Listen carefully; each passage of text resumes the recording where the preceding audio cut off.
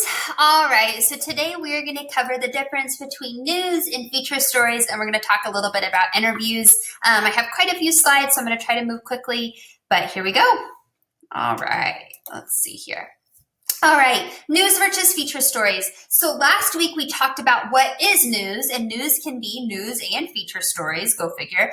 But there is a difference between the two. So when we did when we did lead writing last week, we focused on news leads, okay? There is a difference between a features lead and a news lead, but we're just gonna largely focus on news right now, but I want you to understand the difference. All right, news is gonna focus on facts and details. It's our who, what, when, where, why, right? It's gonna show sequence of events or chronology, so the order in which things happen. We're gonna give context and perspectives, so we're gonna explain different understandings of the event or give context about what's happening. So that might be like last week when we had all the hurricanes. When there are the hurricanes going on, the fact that there were 2 hurricanes, that's a context point that might kind of impact the way people understand how the hurricane matters. And then we're going to get in, get out. If we're talking too much, then we're starting to put in our opinions. So we're just focusing on those facts. I want you to think about it like a truck. So when it comes to a news story, if there's a truck in my story, I'm not going to say there was a big truck as the writer, because what might be a big truck to me may not be a big truck to you. And so if you're going to have to tell the detail. It was a Ford F-150, right? Then I get to decide whether it was big, or you get to decide whether the truck was big, but it's not just a big truck, because that can change for different people. All right, the difference versus news versus feature is that features are going to be descriptive. They're going to tease our reader into the topic to make them keep reading. They're going to kind of softly get them to engage.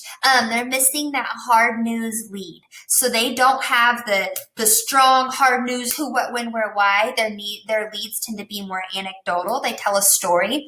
They're going to use vivid writing and vivid examples to paint the scene, describe the people, express emotions. They're going to keep the reader engaged the entire time, and they're going to zero in on the details of the event. So all of those small, important things. Okay, feature stories. Their objective is to illustrate, to localize, meaning to help you understand the context here, and to humanize, so to bring human qualities to what's going on. So if we were having that same story about a hurricane, the feature story is going to talk about the impact on the people and what they did in order to kind of come out of the despair of this hurricane that was going on, versus our news story that might say it was a Category 4 storm, it came in, it did this, and it gave me the who, what, here's where it hit, that kind of thing, where our feature story is going to kind of humanize and localize that a little bit more. These leads are going to be more soft. They're going to be more anecdotal. They're going to be more descriptive. They're going to explain a story. Their language is going to be vivid. It's going to be bright. It's going to paint the picture. It's going to engage. And then they're going to figure out how to illustrate, so paint the picture for your audience about the story's significance. So a feature story, if we were to write it in the context of school, when we cover prom, we're not going to be covering the who, what, when, where, why of prom, right? With prom, we're going to paint the scene of here's what it looked like when you walked inside. Here's what people were wearing. Here's what was on the beverage table. We're going to kind of paint the scene of what's going on and draw you in and talk about the magic of the night, where if we were writing a news story, we would be focused on here's what happened, here's why it happened, here's how it happened. All right, our news stories, their objective is to convey facts and information. They're there to convey facts. Their leads, they're informative, right? They're straightforward. They get to the point. They tell you the who, what, when, where, why. We get to those really important things. The language, once again, it's informative. It's not super fancy. We're not trying to make people feel anything. It's basic. It's easy to follow. It's easy to read. It gets you your facts of the story. That's what a news story does. A feature draws you in and it features something. It tells you about something. A news story is getting you the information. All right. So features, we use a lot of them in high school. I would say most of what we write in high school papers tend to be features because we don't really have a lot of hard news that we need to uncover. Maybe sometimes there's exceptions. Even when we write sports stories, a lot of features are sports stories too when we write it from the high school perspective.